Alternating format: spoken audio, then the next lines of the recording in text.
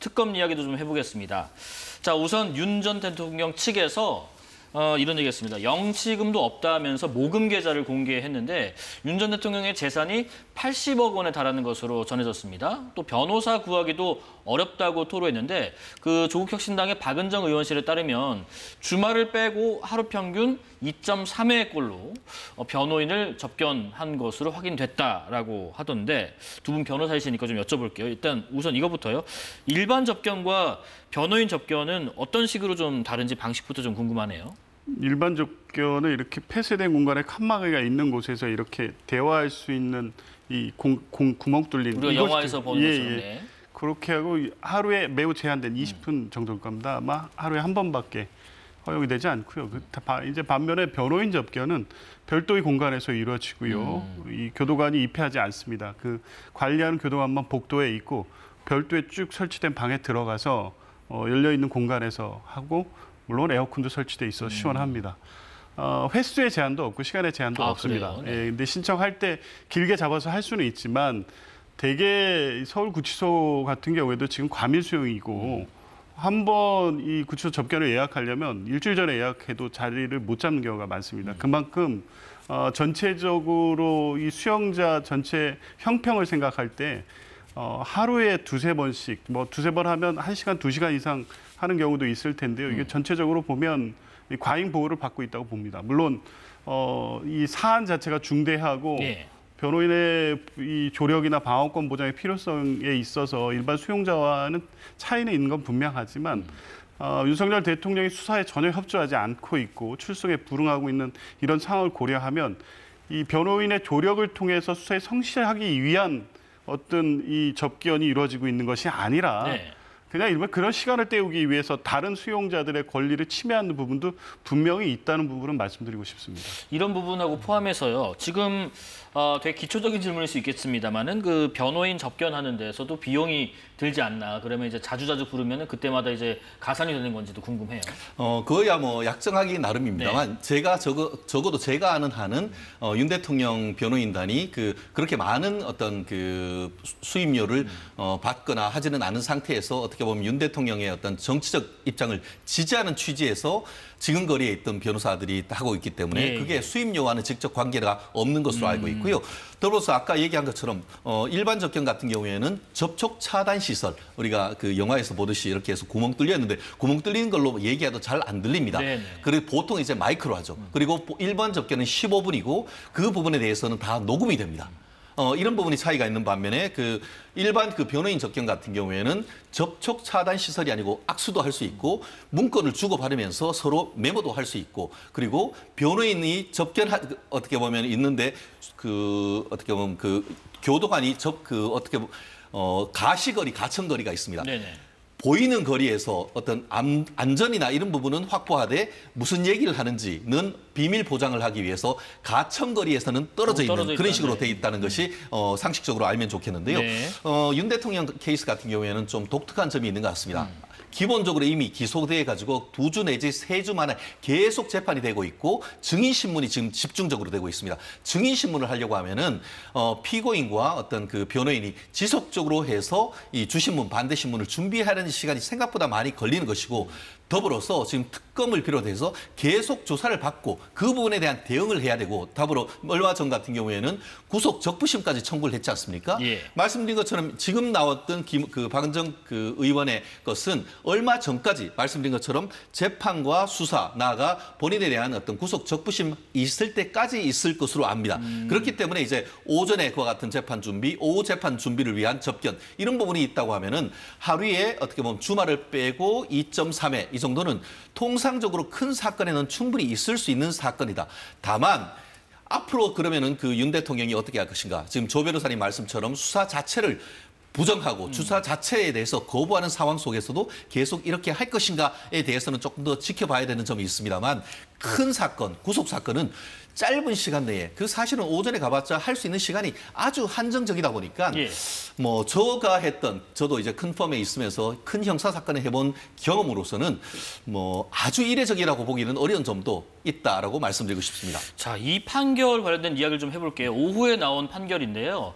서울중앙지법이 윤석열 전 대통령이 12.3 비상계엄 사태로 정신적 피해를 본 시민들에게 1인당 10만 원씩 손해배상하라라고 1심에서 판결을 했습니다. 재판부가 이렇게 얘기했습니다. 비상계엄으로 인한 공포와 불안, 수치심 등 정신적 고통이나 손해가 명백하다. 그렇기 때문에 윤 전 대통령이 위자료를 지급할 의무가 있다라고 지금 언급을 했습니다. 일단 판결은 지난해 12월 소송을 제기한 104명에게 해당하는데 이 결과에 대한 의미 어떻게 보시는지요? 저는 뭐 사실은 이런 소송이 지난번 2017년 국정농단 사건 때도 제기된 바가 있었는데 기각됐죠. 네. 뭐냐면 위법 불법 행위는 인정이 되지만 이것과 이 손해 발생과의 인과관계, 실제 이제 손해라고 할 수 있는 정신적 그 위자료가 해당될 수 있느냐 이 부분이 인정되기는 쉽지 않다고 봤는데. 그럼 이번에도 조금 어렵지 않을까 예상하셨나요? 예, 통상 봤을 때 네. 이거는 뭐 국가 배상으로 가기는 어렵고 그 민법상 일반 불법행위 손해배상인데 손해 발생 여부 또 손해와 지금 윤석열 전 대통령의 비상계엄이라는 불법행위와 인과관계 이런 부분의 적용에 굉장히 적극적으로 해석해야 되는데 이 재판부가 매우 이례적인 판단을 한 거죠. 근데 뭐는 매우 지극히 상식적이고 정상적인 판단이라고 봅니다. 이례적이지만 상식적이다. 예, 왜냐하면 뭐 이 비상계엄이 위헌 위법이라는 것은 이미 사실상 확인이 된 거고요. 그러면 그 불법 행위로 인해서 국민들이 느꼈던 불안, 공포, 정신적 피해 이런 것은 또 당연한 거 아니겠습니까? 이게 1980년대 이후 46년 만에 있었던 일이고요.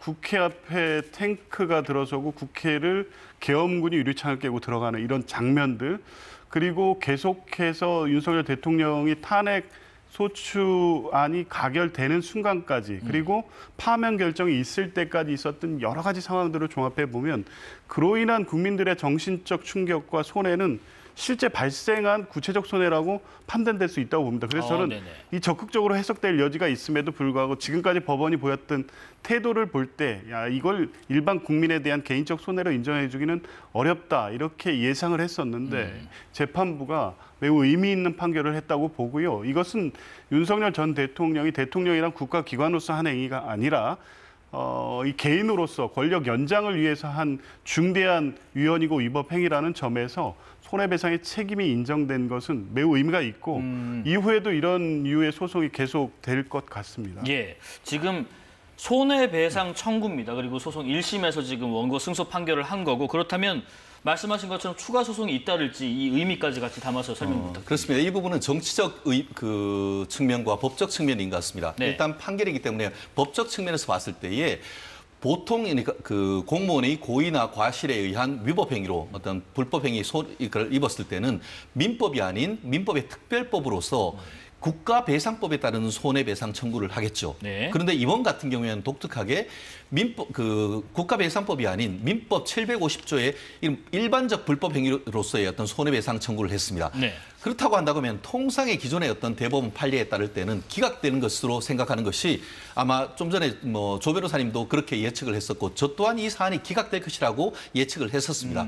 왜냐하면 박근혜 전 대통령 때도 동일한 사안이 돼 있었고 그 판결에 법원이 판결을 기각시키면서 어떤 대통령이란 것은 정치적 책임을 지는 것은 변론으로 그 행위에 대해서 민사상 법적 책임을 지지 않는다라는 그런 법리를 지금까지 확고히 해왔습니다.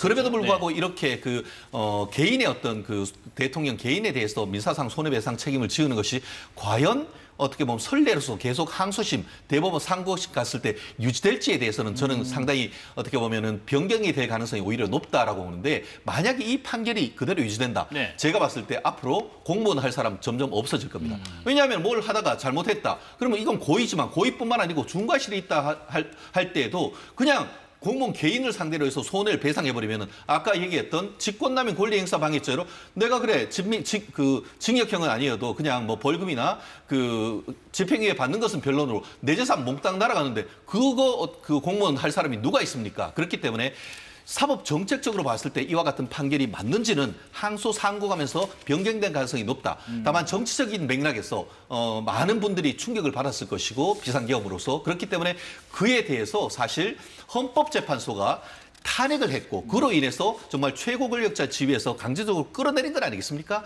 그와 같은 어떤 정치적 책임, 나아가 내란과 관련되는 특검을 받고 지금 조사를 받고 수사를 받는 그런 어떤 정치적 책임과 형사적인 책임을 변론으로 민사적 책임을 개인에게 물어야 되는지에 대해서는 사법정책 측면에서 앞으로 논란이 될 가능성이 높다고 봅니다. 지금 뭐 논란 여부 그리고 이제 상급심으로 갈수록 어떤 결과가 될지 뭐 이어질지 아니면 뒤바뀔지 한번 지켜보고요.